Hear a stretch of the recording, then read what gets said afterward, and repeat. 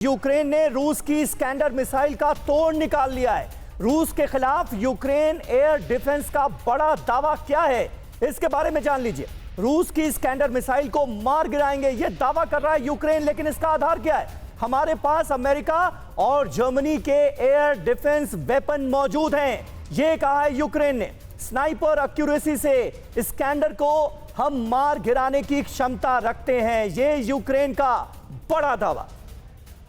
जी हाँ, और यूक्रेन के पास डेडली वेपन, यूक्रेन ने रूस की स्कंदर मिसाइल का तोड़ निकाला है, ये जानकारी है। और साथ ही यूक्रेन को एडवांस डिफेंस सिस्टम देंगे अमेरिका और जर्मनी। अमेरिका ने $182 मिलियन की डिफेंस डील की है। यूक्रेन को 2 नासाएमएस मिसाइल सिस्टम भी देगा अमेरिका, और जर्मनी से भी IRIS-T SLM मिसाइल सिस्टम की डील हुई है। वहीं अमेरिका जर्मनी के डिफेंस सिस्टम से स्कंदर पर प्रहार होगा। क्या आप मधुमक्खी की खेती करके हर साल 1 करोड़ कमाना चाहते हो? हर साल मधुमक्खी की खेती करके 4 करोड़ कमाने वाले आपको सिखाएंगे, फिर क्यों देरी?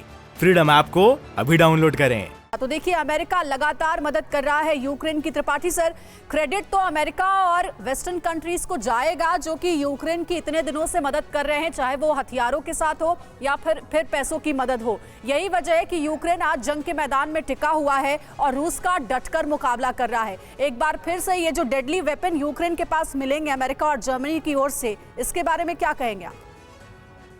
देखिए, ये डेडली वेपन जो मिल रहे हैं, इसका एक ही कारण ये है कि यूक्रेन और उसके समर्थक अमेरिका और नाटो इस वार को जल्द से जल्द ख़त्म कर देना चाहते हैं, क्योंकि रूस द्वारा किया गया गैस सप्लाई पे जो पाबंदी लगा दी गई, रोक दी गई है, उससे अभी यूरोप की बड़ी खराब हालत होने वाली है। नहीं, लेकिन त्रिपाठी सर, अभी कुछ रिपोर्ट से कहती हैं कि नेशनलिस्ट एक सेक्टर जो वहाँ का धड़ा है वो पुतिन से बहुत नाराज है, जिस तरह से रूस की सेना पीछे हुई है और रूस की इमेज को धक्का पहुंचा है। वो कह रहे हैं जल्दी से जल्दी इस युद्ध का खात्मा करना चाहिए पुतिन को। देखिए, रूस भी वही चाह रहा है, पुतिन भी वही चाह रहे हैं। अभी स्थिति यह है कि दोनों देशों के गले में हड्डी बन करके ये यूक्रेन पड़ा सिंह सर, लेकिन एक देश नहीं चाह रहा, अमेरिका नहीं चाह रहा। वो तो चाहता है कि लंबा हो, जितना चले उतना अच्छा।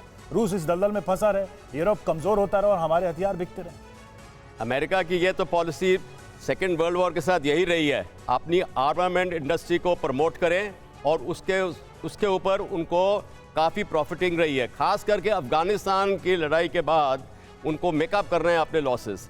दूसरा है कि रूस की जो प्रोडक्शन कैपेसिटी है आर्मामेंट्स और आर्म्स एम्यूनिशन की, उसमें उनको स्ट्रेन्स पड़े हुए हैं, इसलिए उनकी लॉजिस्टिक्स पॉलिसी देखिए, हम अमेरिका की बात कर रहे हैं और अमेरिका ने जो एक मिसाइल दी है यूक्रेन को, वो गेम चेंजर कैसे साबित हो रही है वो अब हम दिखाते हैं। रूस यूक्रेन जंग में जैवलिन मिसाइल गेम चेंजर बनी है।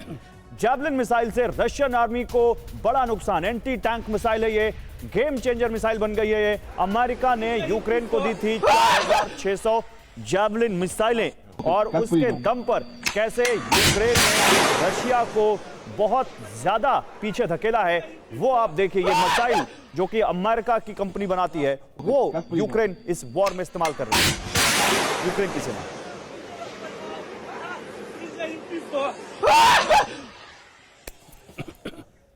तो वॉर में गेम चेंजर वेपन जिसकी हम बात कर रहे हैं, देखिए फायर एंड फॉरगेट जैवलिन कितना घातक और कितना सक्षम है यूक्रेन के लिए, जरा उसको भी समझे। दुनिया के किसी भी टैंक को उड़ाने में यह सक्षम है। जैवलिन 2 बार में टारगेट को ध्वस्त करती है। जैवलिन मिसाइल की अटैक रेंज की बात करें 2500 मीटर है, और आर्म्ड व्हीकल, टैंक और बंकर को उड़ाने में यह सक्षम है। 160 मीटर की ऊंचाई पर एयरक्राफ्ट मारने में भी सक्षम है, और इंफ्रारेड तकनीक से टारगेट सेट करती है जैवलिन।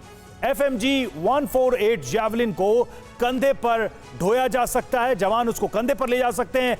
दिन और रात हर हालात में यह सटीक निशाना लगा सकता है। शुक्ला सर, रूस का बयान आया था कल परसों की बात कर, उसने कहा कि उधार के हथियार से यूक्रेन कभी भी युद्ध हमसे नहीं जीत पाएगा। वो भले ही अमेरिका से हथियार ले आए, यूरोपियन कंट्रीज से।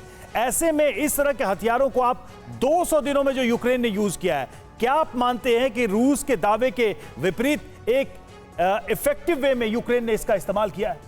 बिल्कुल, आप सही कह रहे हैं। बिल्कुल इफेक्टिव रहे हैं हथियार जो यूक्रेन को मिले हैं अमेरिका की तरफ से और वेस्टर्न कंट्रीज की तरफ से, और उन्होंने रशियन फोर्सेस को कंटेन किया है, उनको आगे बढ़ने नहीं दिया है। एक पर्टिकुलर इलाके में ही उनका सर्वोच्च रहा है, और वो उसके डॉनबास एरिया और सदर्न एरिया में ही काफ़ी एक्टिव रहे हैं, लेकिन उसके आगे बढ़ने में कामयाब नहीं हो पाए हैं।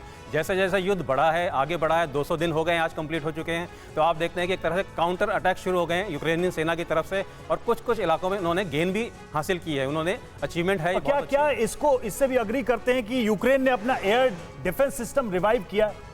डेफिनेटली उनको कुछ ना कुछ हथियार तो मिले ही हैं, लेकिन उसका कोई ज़्यादा फर्क नज़र नहीं आया अभी तक एयर सुप्रीमेसी पूरी रशिया के ही हाथ में है, और कोई भी यूक्रेन की तरफ से कोई ऐसा इफेक्ट नहीं नजर आया जिससे कि वो रशिया के किसी भी काउंटर किसी ठीक है, लेकिन अभी जो हालात नजर आ रहे हैं वो रशिया के लिए बड़ा झटका इसलिए है क्योंकि 200 दिन खींच लिया है युद्ध यूक्रेन ने, और ये यूक्रेन की अपने आप में बड़ी कामयाबी है। क्या आप मधुमक्खी की खेती करके हर साल 1 करोड़ कमाना चाहते हो? हर साल मधुमक्खी की खेती करके 4 करोड़ कमाने वाले आपको सिखाएंगे, फिर क्यों देरी? फ्रीडम ऐप को अभी डाउनलोड करें।